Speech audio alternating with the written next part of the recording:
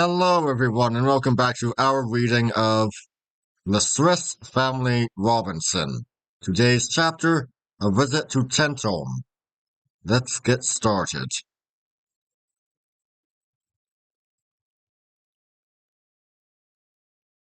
Next morning, all were early awake, and the children sprang about the tree like young monkeys.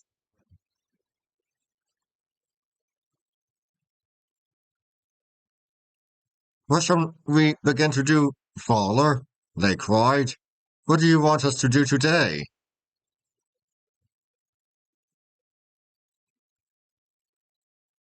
Rest, my boys, I replied. Rest.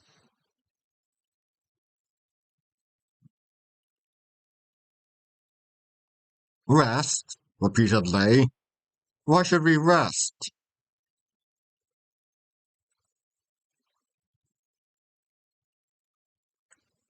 6 days shalt thou labor, and do all that thou hast to do. But on the seventh thou shalt do no manner of work. This is the seventh day, I replied. On it, therefore, let us rest.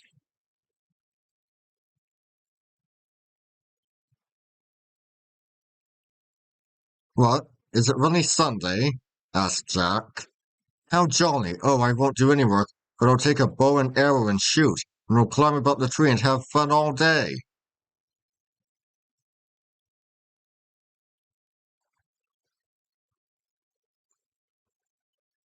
That is not resting, said I. That is not the way you are accustomed to spend the Lord's day.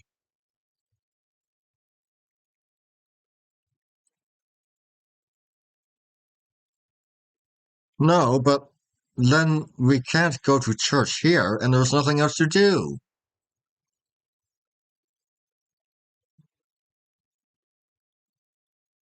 We can worship here as well as at home, said I.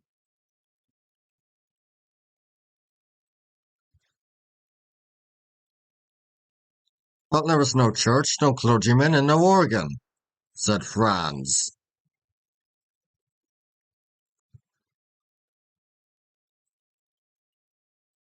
The leafy shade of this great tree is far more beautiful than any church, I said. There will we worship our Creator.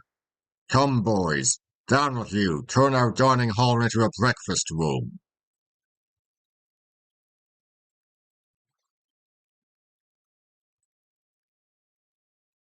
The children, one by one, slipped down the ladder.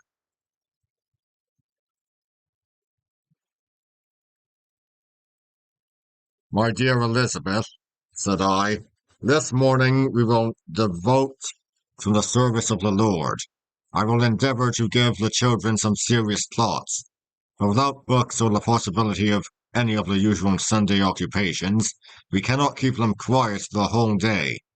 Afterward, therefore, I shall allow them to pursue any innocent recreation they choose, and in the cool of the evening we will take a walk.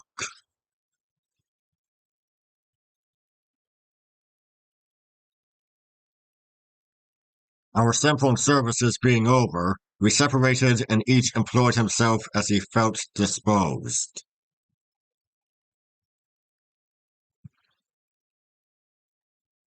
I took some arrows and endeavored to point them with porcupine quills.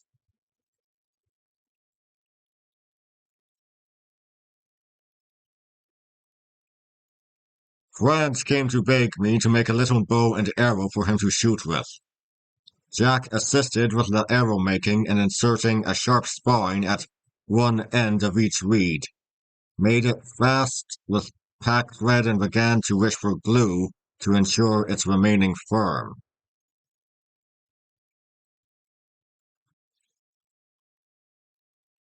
Oh, Jack, Mama's soup is as sticky as anything, cried Franz. Shall I run and ask for a cake of it?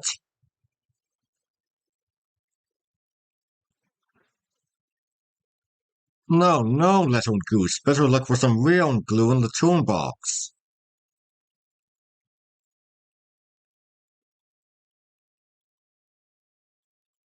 There he will find glue to be sure, said I. and the soup would scarcely have answered your purpose. But Jack, my boy, I do not like to hear you ridicule your little brother's ideas. Some of the most valuable discoveries have been the result of thoughts which originally appeared no wiser than his.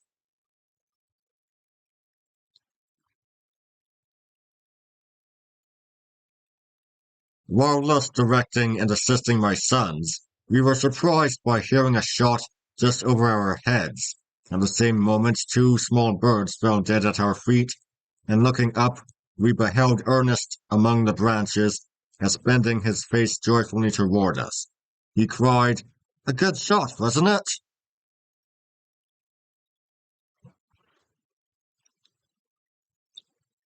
Then, slipping down the ladder and picking up the birds, he brought them to me. One was a kind of thrush, the other a small dove called the ortolan, and esteemed as a very great delicacy on account of its exquisite flavor.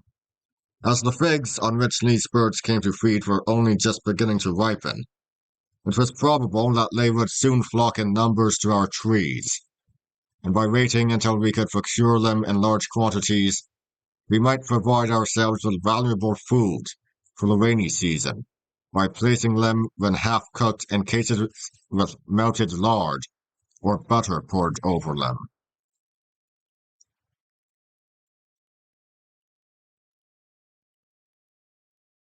By this time, Jack had pointed a good supply of arrows and was industriously practicing archery.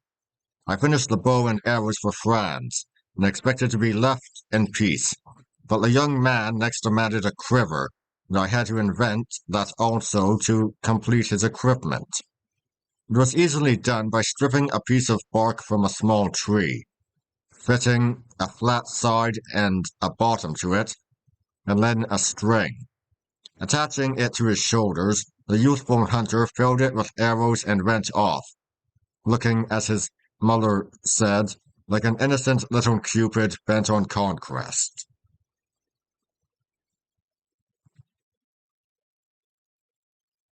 Not long after this, we were summoned to dinner, and all right willingly obeyed the call.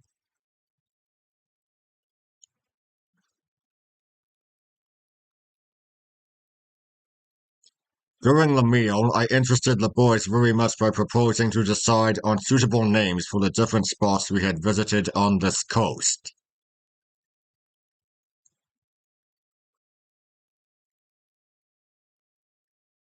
For, said I, it will become more and more troublesome to explain what we mean unless we do so. Besides which we shall feel much more at home, if we can talk as people do in inhabited countries, instead of saying, for instance, the little island at the mouth of our bay where we found the dead shark, the large stream near our tent, across which we made the bridge, that wood where we found coconuts and caught the monkey, and so on. Let us begin by naming the bay in which we landed. What shall we call it?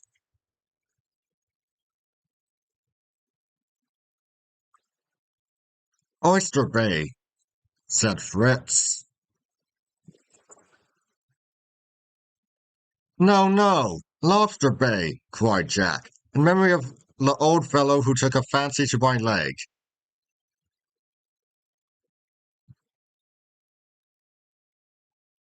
I think, observed his mother, that in token of gratitude for our escape, we should call it Safety Bay.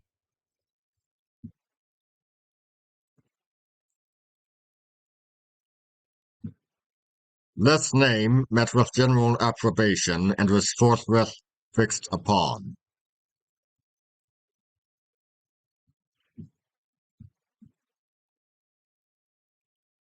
Other names were quickly chosen. Our first place of abode we called Tentholm, the islet in the bay, Shark Island, and the reedy swamp, Flamingo Marsh. It was some time before the serious question of a name for our leafy castle could be decided, but finally it was entitled Falconhurst, and we then rapidly named the remaining points Prospect Hill, the eminence we first ascended, Cape Disappointment, from whose rocky heights we had strained our eyes in vain search for our ship's company, and Jackal River, as a name for the large stream at our landing place, concluded our geographical nomenclature.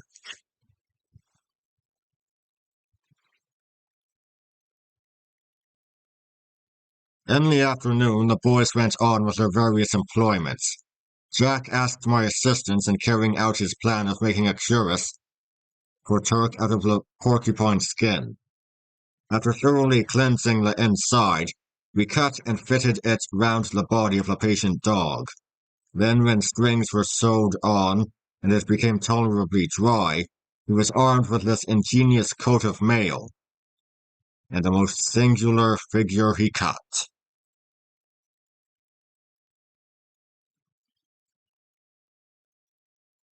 Juno strongly objected to his friendly approaches, and got out of his way as fast as she could, and it was clear that he would easily put to flight the fiercest animal he might encounter, while protected by armor, at once defensive and offensive.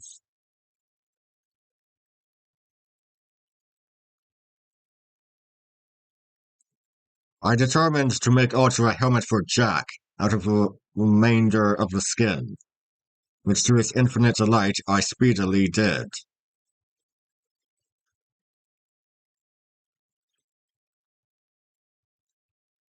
Amid these interesting occupations, the evening drew on, and after a pleasant walk among the sweet glades near our abode, we closed our Sabbath day with prayer and a glad hymn of praise, retiring to rest with peaceful hearts.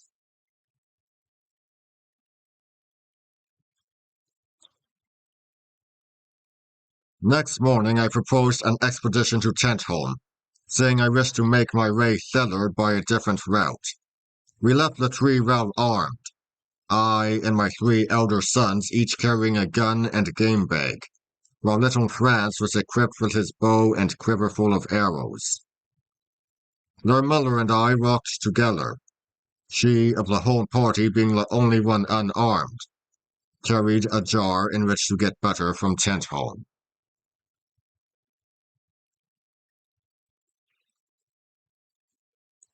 We were preceded by the dogs, Turk armed most effectually with his cuirass of porcupine skin, and Juno keeping at a respectful distance from so formidable a companion.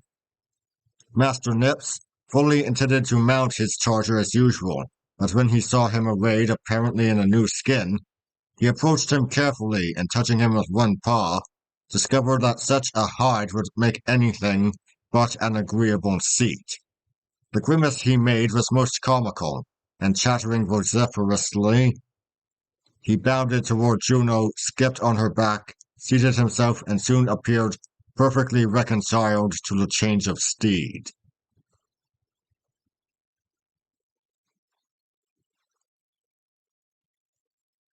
We strolled on in the cool air, following the course of the stream. The great trees overshadowed us, and the cool green sward stretched away, the tree limb at our feet. The boys roamed ahead of me, intent on exploration. Presently I heard a joyful shout, and saw Ernest running at full speed toward me, followed by his brothers. In his hand he held a plant, and panting for breath, and with sparkling eyes, he held it up to me.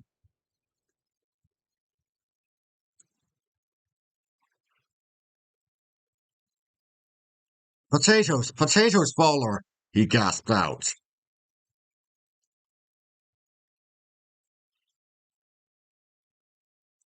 Yes, said Jack, acres and acres of potatoes.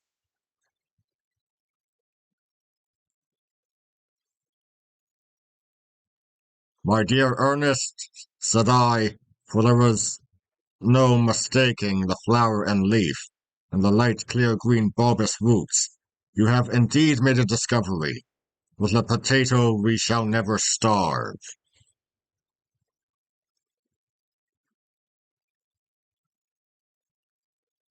But come and look at them, said Jack. Come and feast your eyes on thousands of potatoes.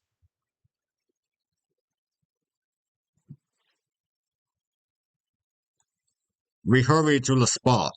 There spread out before us was a great tract of ground covered with the precious plant.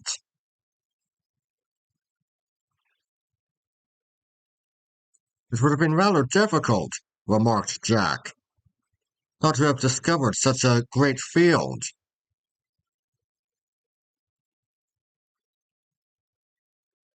Very likely, replied Ernest, smiling, but I doubt if you would have discovered that it was a potato field.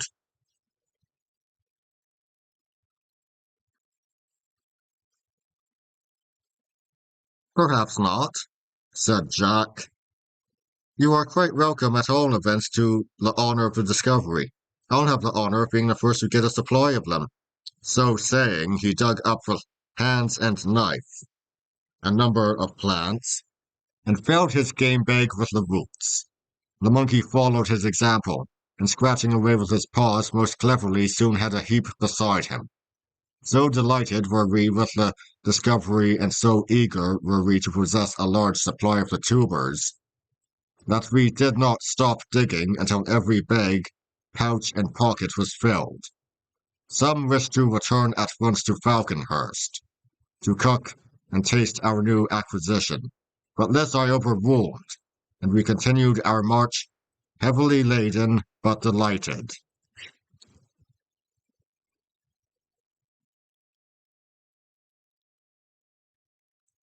At length we reached the head of our streamlet, where it fell from the rocks above in a beautiful and sparkling splashing cascade. We crossed and entered the tall grass on the other side.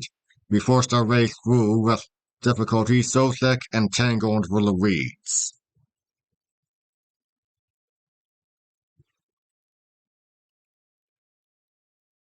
Beyond this, the landscape was most lovely. Rich tropical vegetation flourished on every side. The tall, stately palms surrounded by luxuriant ferns, brilliant flowers and graceful creepers, the prickly cactus shooting up amid them, aloe, jasmine, and sweet-scented vanilla, the Indian pea, and above all the regal pineapple, loaded the breath of the evening breeze with their rich perfume. The boys were delighted with the pineapple, and showing Nips what they wanted, they sent him after the ripest and best fruit.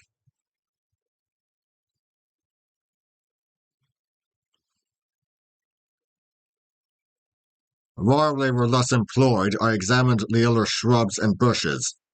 Among these I presently noticed one which I knew to be Caratus.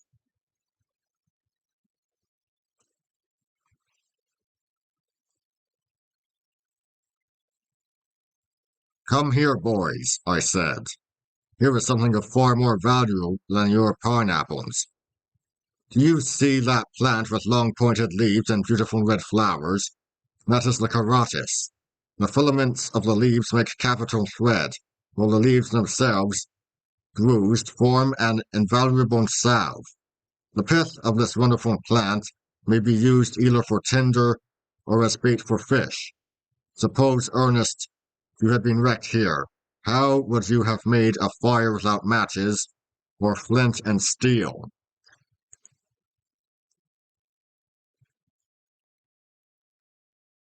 As the savages do, replied he. I would rub two pieces of wood together until they kindled.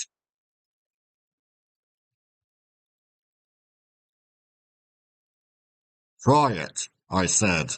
But if you please, try it when you have a whole day before you, and no other work to be done, for I am certain it would be night before you accomplish the feat. But see here, and I broke a dry twig from the Caratus, and peeling off the bark, laid the pith upon a stone. I struck a couple of pebbles over it, and they, emitting a spark, the pith caught fire.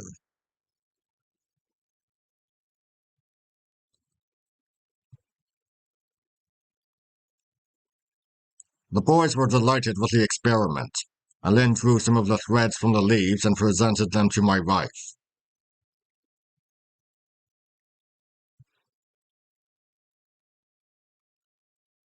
We at length reached Tentholm. Everything was safe, and we set to work to collect what we wanted. I opened the butter cask from which my wife filled her pot. Fritz, saw after the ammunition, and Jack and Ernest ran down to the beach to capture the geese and ducks. This they found no easy matter, for the birds left so long alone were shy, and nothing would induce them to come on shore and be caught.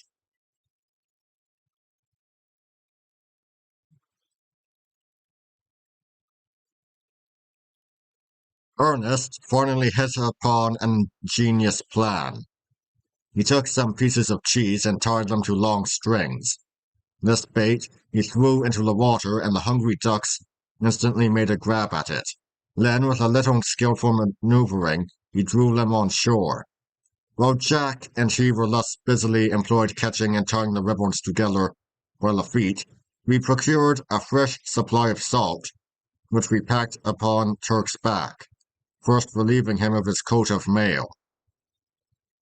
The birds we fastened to our game bags, and carefully closing the door of our tent, started homeward by the seashore. After a cheerful and pleasant walk, we once more reached our woodland abode. I released the birds, and clipping their wings to prevent their leaving us, established them on the stream. Then, after a delicious supper of potatoes, milk, and butter, we ascended our tree and turned in.